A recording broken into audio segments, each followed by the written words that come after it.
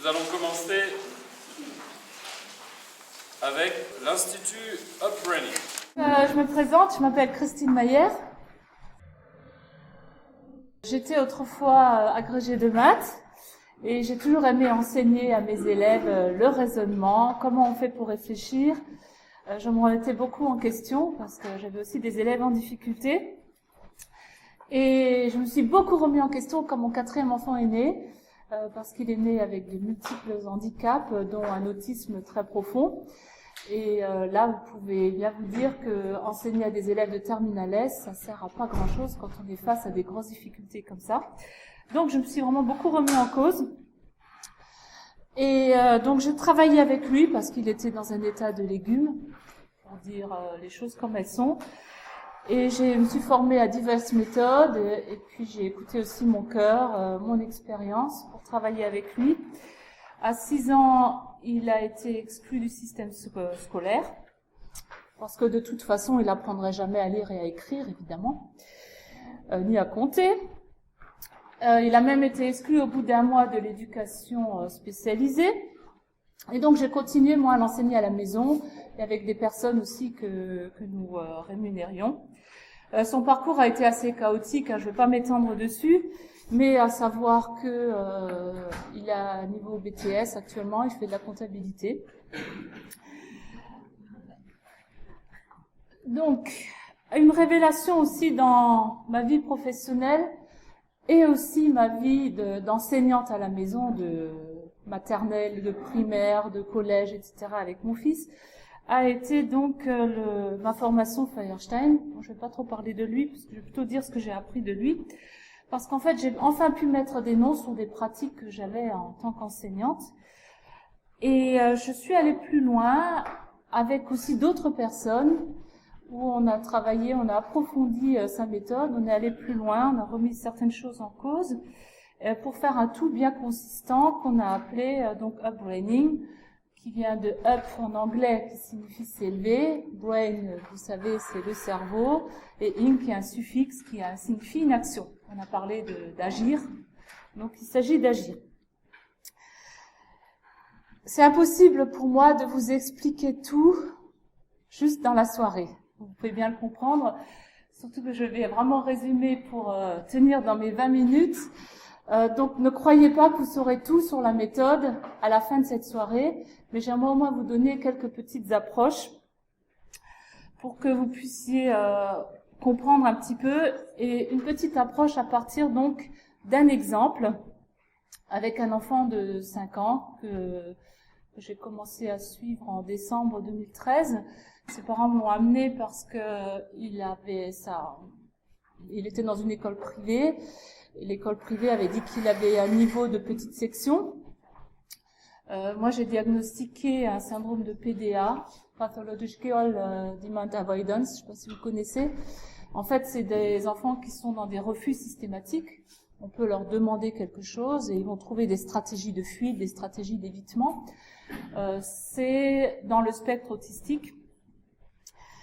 Et on a vraiment travaillé ensemble. Alors lui, il voulait plus aller à l'école. Et d'ailleurs, il n'est plus allé. Et j'ai travaillé avec lui environ 2 heures par semaine, ce qui n'est pas beaucoup. Mais au début, je variais les activités à peu près toutes les 5 minutes, parce qu'en fait, il avait aussi beaucoup d'hyperactivité qui n'était pas en place. Vers la fin, maintenant, je peux travailler avec lui pendant 2 heures. Donc, il y a vraiment beaucoup de progrès.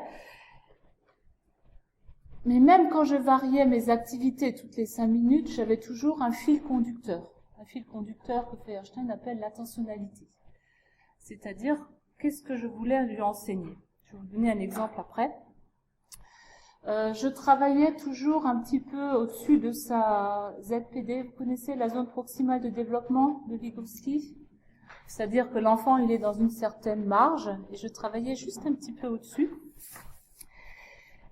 J'ai travaillé aussi toujours évidemment dans le plaisir et en augmentant son sentiment de compétence en travaillant au niveau des processus. Donc ça, c'est ce qui fait la différence avec beaucoup de choses traditionnelles. parce que je ne me concentrais pas sur les résultats, je me concentrais sur les processus. Et ce que je voulais, c'était mettre en place les processus pour qu'ils puissent nouveau arriver à l'école. Et d'ailleurs, il a pu aller intégrer l'école en CP en septembre, à la rentrée. Et sa maman m'a dit aujourd'hui qu'il est accepté en CE1. Donc ça me fait vraiment, vraiment plaisir.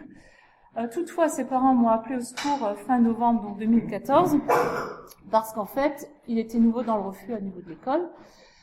En maths, ça n'allait pas du tout, enfin en calcul. Moi, je lui avais appris le nombre en tant que groupe. J'ai besoin de comprendre les choses. J'ai toujours voulu comprendre les choses depuis toute petite et j'ai toujours enseigné la compréhension plutôt que d'apprendre des choses par cœur. Donc, je lui ai enseigné à comprendre le nombre et son enseignante lui apprenait le nombre avec la technique de la comptine numérique. Hein. Et donc, il était complètement dans le refus, ça lui allait pas du tout. Donc, il est venu chez moi, puis je lui ai montré les liens entre ce qu'il avait appris et la technique de l'enseignante pour pouvoir le raccommoder avec la technique de l'enseignante. Et donc, il a fait la connexion, il a fait ses rapprochements et il a pu nouveau reprendre l'école bien. Alors, je vais vous montrer une séance, un exemple d'une séance, rapidement. Donc, mon fil conducteur, mon intentionnalité, était de lui apprendre la comparaison.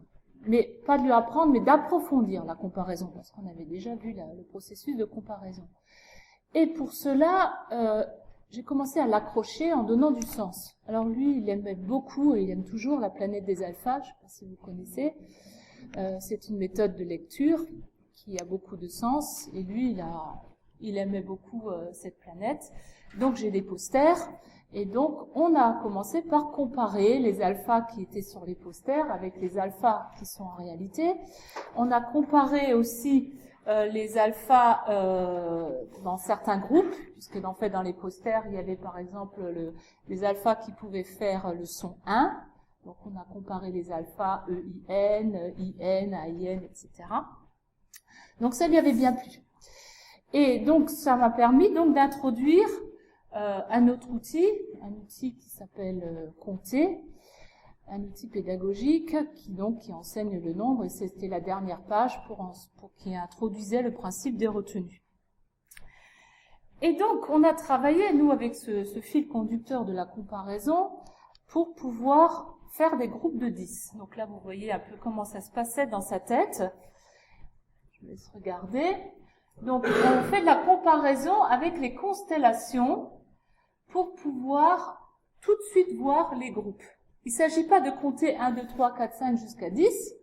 Il s'agit de comparer, vous avez des constellations, hein, vous avez quitte à les bouger un petit peu, le 4, on peut former un carré, le 5, on peut former un carré avec une petite maison, ou alors avec un point dedans, le 8, on va faire 2 groupes de 4, voilà, vous avez certaines constellations qui sont mises en place, et qui étaient bien intériorisées dans sa tête, et je le faisais comparer avec ces constellations qu'il avait dans la tête pour former les groupes.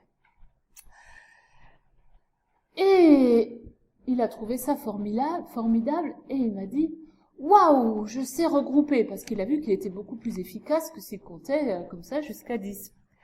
Je sais regrouper, et donc il a pris conscience du processus qu'il utilisait, le fait de regrouper.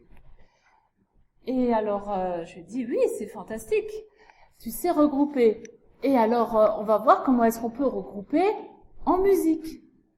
On va dire quel rapport avec les maths et la musique, mais si, c'est le processus. Et alors, on a vu avec la tablette, vous savez, c'est génial, parce qu'en fait, on a même des pianos sur la tablette, et on a vu comment on pouvait regrouper certaines notes pour avoir quelque chose d'harmonieux, ce qu'on appelle des accords, mais bon. Donc, il a vu qu'on pouvait regrouper des notes. En fait, vous voyez que, en fait, on va appliquer ce processus dans différents domaines. Alors moi, je les applique au niveau des intelligences de Howard Gardner, donc avec les 8 intelligences, pour cristalliser le processus. Donc, on a travaillé un peu en musique, on a travaillé aussi en dessin, on a vu des tableaux, on a vu qu'en fait, il y a certaines choses qu'on pouvait regrouper en arrière-plan, en premier plan. On a fait un peu de brain gym. Si vous connaissez la brain gym, on appelle ça C'est un peu la kinésiologie éducative. On fait certains mouvements, hein, comme des mouvements croisés qu'on associe, pour pouvoir justement aider le cerveau à bien se développer. On a fait, toujours au niveau kinesthésique, il a voulu fabriquer une médaille. Alors, parce qu'il avait vu un modèle de médaille, on a fabriqué une médaille, et dessus, il a dit, Christine, tu écris encore mieux que moi, et tu écris, bravo, avec son prénom, tu sais bien regrouper. Ok? Et il était très fier. Après, on a mis un peu de apatafix, il a collé dessus, il était très très fier de ça. Et vous voyez qu'en fait, c'est quelque chose qui augmente aussi son sentiment de compétence. Parce qu'il était vraiment très très fier. On a vu au niveau de la nature, les animaux, comment on pouvait les regrouper avec les familles. Et puis après, moi, mon but quand même, c'était de travailler de la lecture. Parce que vous savez qu'en lecture, il ne s'agit pas de lire les lettres petit à petit, il s'agit de savoir regrouper les lettres. D'accord ? Les lettres qui forment des phonèmes, et puis ensuite qui forment des syllabes. Et donc, il était vraiment très très content, parce qu'en fait, il a vu que s'il regroupait les lettres, il était beaucoup plus efficace en lecture, plutôt que de les lire l'une après l'autre.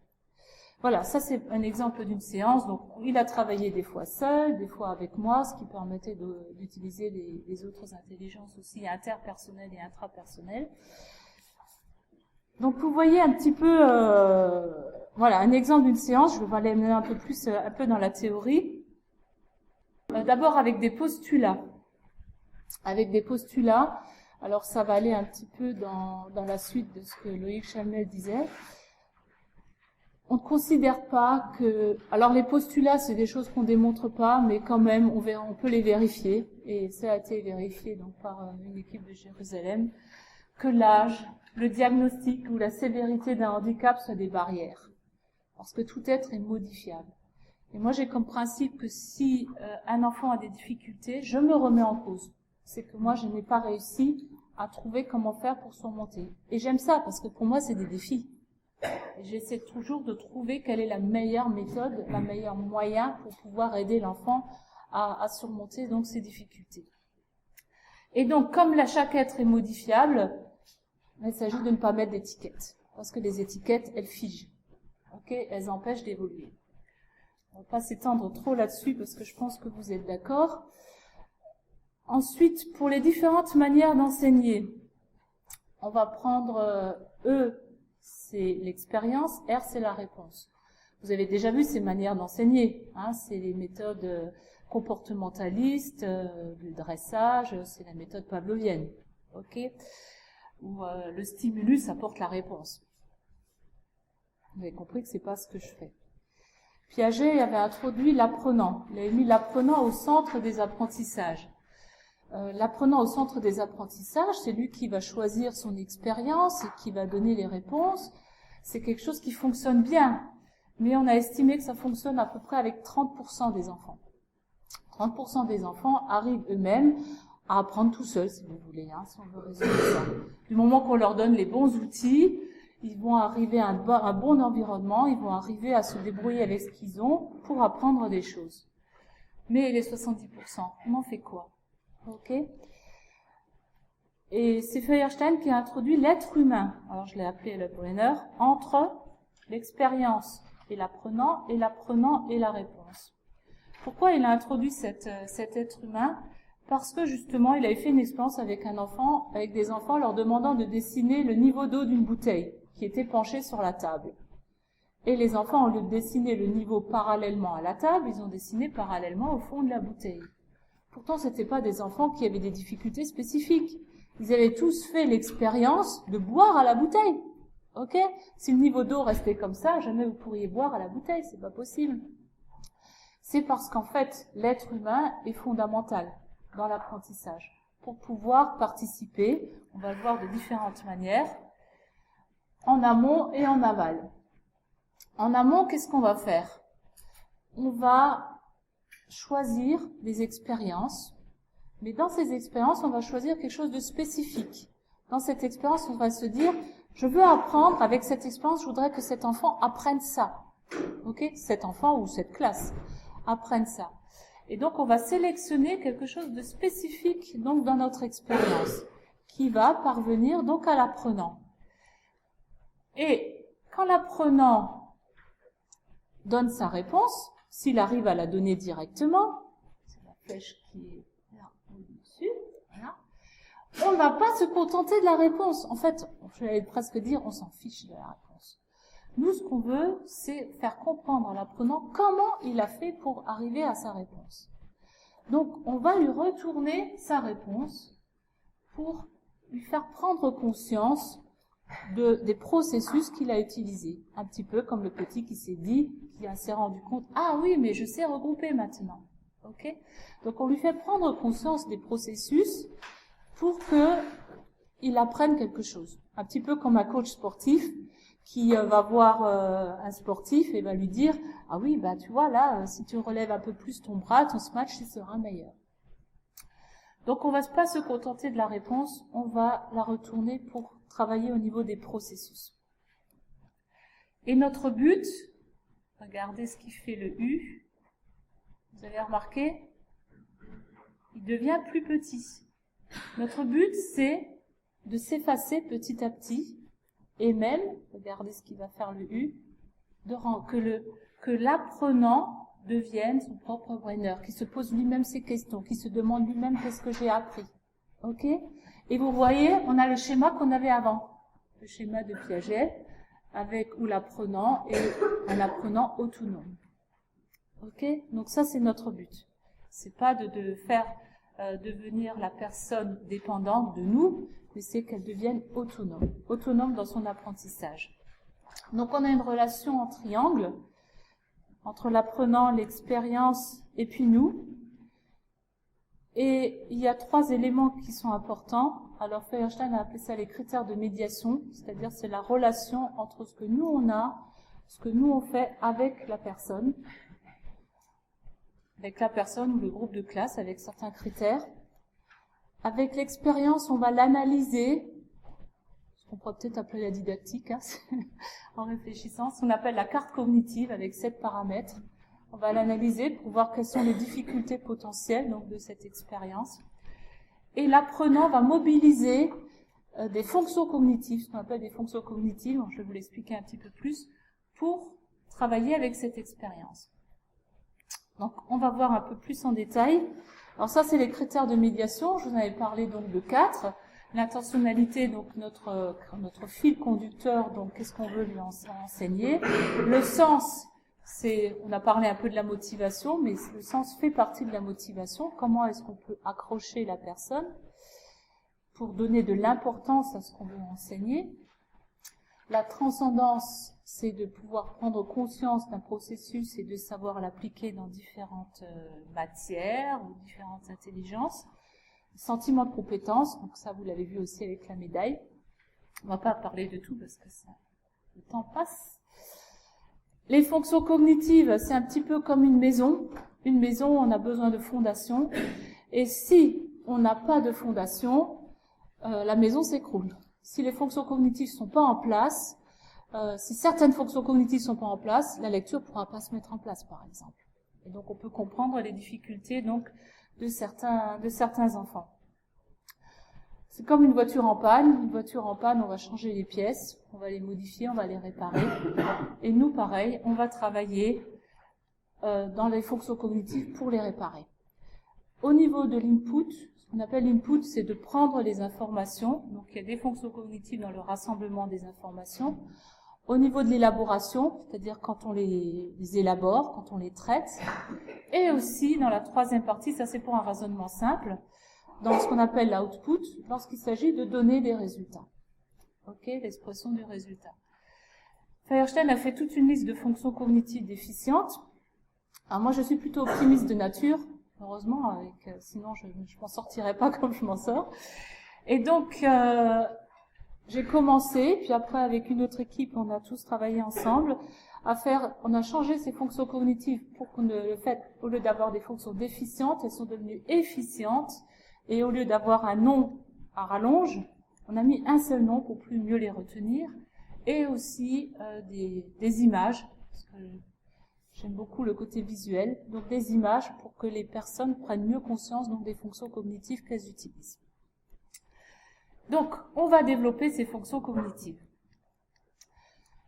Alors, pour résumer, comment est-ce qu'on va développer les capacités intellectuelles? En travaillant justement sur ces fonctions cognitives avec des critères de médiation, que j'appelle une bonne pédagogie. Ça va favoriser le développement de l'expression. Les personnes vont prendre conscience des stratégies qui peuvent être réinvesties dans d'autres choses, ce qu'on appelle des compétences transversales.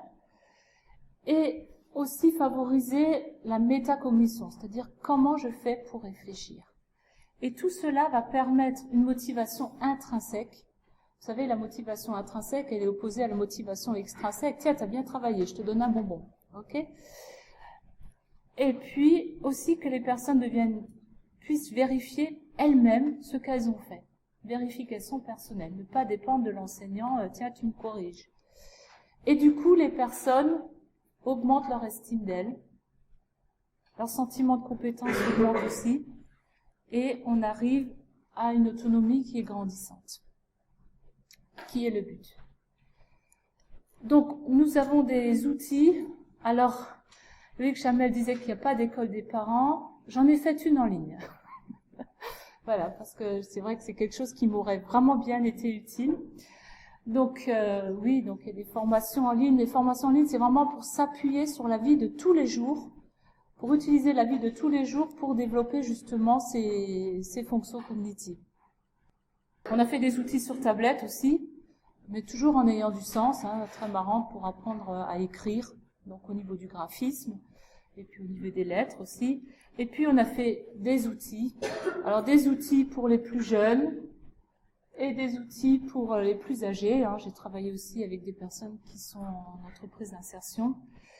Alors vous remarquez qu'il y a des outils qui sont plus cognitifs et des outils qui sont, vous regardez là, reconnaître ses émotions, apprendre l'empathie, gérer les conflits, et des outils aussi qui sont plus dans l'intelligence émotionnelle. On a aussi pour les plus grands, comprendre plus ses émotions et gérer plus ses conflits, parce que je ne crois pas qu'il faille dissocier le cognitif de l'émotionnel. On a vu avant dans la conférence qu'on est en train de construire un moi, et le moi, les émotions font partie de ce moi. Et on ne peut être bien dans la société que si on est bien aussi soi-même. Voilà, alors des exemples d'outils. Je peux encore prendre une minute, ça? Une. Donc, voilà, ça c'est une page de l'outil compté, par exemple. Alors, l'outil organisé, on va mettre une page. Alors, ça c'est tout ce qu'il fait. L'outil comparé, c'est donc qui travaille donc avec des dessins assez ludiques. Les émotions. Alors, organiser, s'orienter plus, voilà, comparer, l'analyse, la synthèse, la catégorisation, interpréter plus, et on va travailler aussi sur des images. Il y a une personne là en haut qui se construit elle-même sa prison autour d'elle. Donc, il y a vraiment beaucoup de choses à discuter. Les émotions, les conflits. Voilà, on va s'arrêter là. En fait, moi j'ai besoin de m'amuser quand je travaille avec des personnes en difficulté, parce que j'estime que si moi je m'amuse, les autres s'amusent aussi, et pour moi c'est un critère que la séance est réussie. Voilà. Merci beaucoup.